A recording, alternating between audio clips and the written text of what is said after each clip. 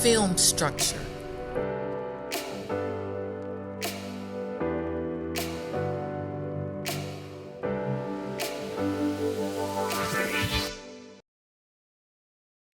In preparing for a role, it's important that you know a little bit about story structure.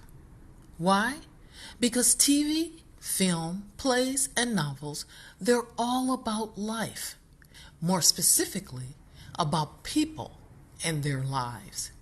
It is the human experience. It doesn't matter if you are a commercial model, a theater actor, or a film and television actor.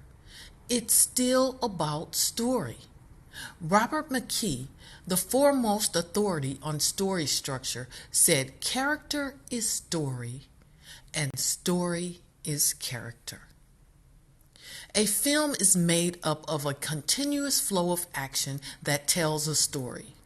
When examined more closely, it is comprised of a series of parts or components. They are utilized to facilitate and tell the story. These parts or units are called scenes and sequels, and they happen one after the other, alternatively, in a film, story, or play. A scene is comprised of many things, but when it's boiled down to its core, it's really about three things. A character wants something, someone or something is stopping him or her from getting it, and as a result, something horrible happens so the character doesn't get what they wanted. A scene is also known as a proactive scene, where the character has a goal, there's a conflict, and then there's a setback. The central idea here, which everything revolves around, is that the character wants something, a possession, revenge, or relief from something, and they can't get it, and then there's a fight. The scene is then followed by what is called a sequel.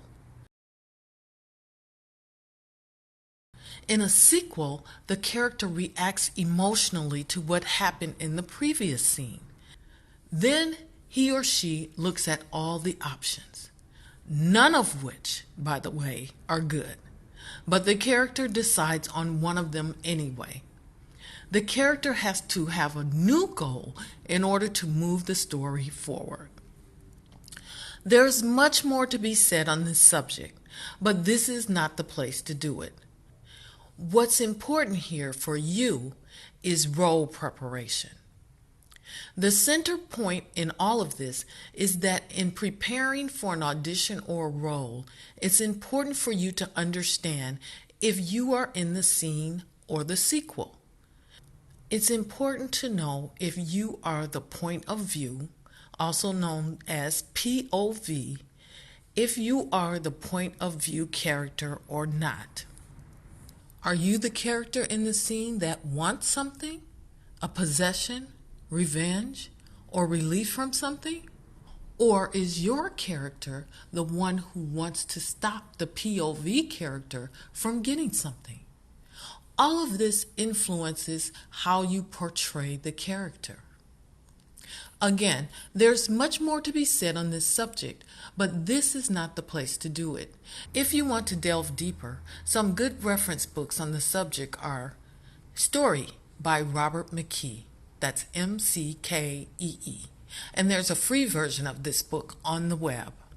And there's also a great interview with Robert McKee on London Real, also on the web.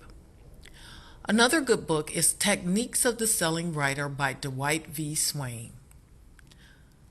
The Weekend Novelist by Robert J. Ray.